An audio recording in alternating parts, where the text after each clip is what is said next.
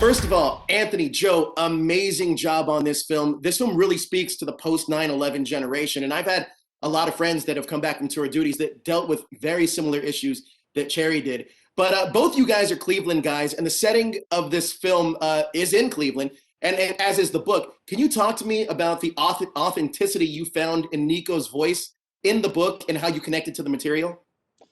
Yeah, we were blown away by it. Sorry, Anthony, want to go? No, go ahead.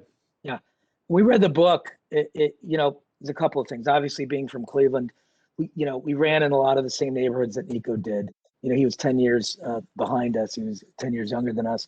Actually worked at the same restaurant that he worked at 10 years apart. So we had a very similar upbringing and very similar understanding of the city, very similar fatalistic sense of humor.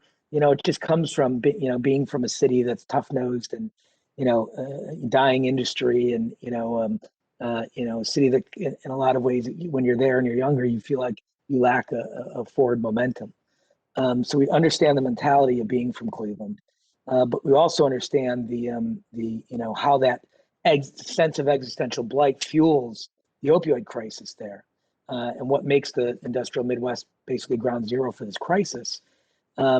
Because we have a lot of family members who are struggling with addiction who are there, others that have died. We've stood over the graves of relatives and laid people to rest over this crisis. So it's very personal for us, a very emotional issue. And when we read the book, he just captured the voice so clearly, and we understood exactly what it was and how to execute it. And to us felt like a timely conversation to be having about a crisis that isn't going anywhere. Absolutely. Now, can you talk to me about balancing Cherry's tone? Because obviously it's a dark film, but there's, obviously dramatic scenes in there, but I feel like it's a romantic story at its heart and even has comedic moments. But can you talk to me about finding the right balance of the film? Yeah, I mean, Joe and I have, throughout our whole careers, we really like to play with tone. We think that's one of the most effective ways to sort of excite audiences and challenge audiences, surprise audiences by shifting up tone and sort of skewing tone in a way that may not quite be expecting. So with Cherry, we knew we had a great opportunity for a very complex tone because, again, like you're pointing out, the movie is very dark on some levels, but there's some really strong humor in it as well.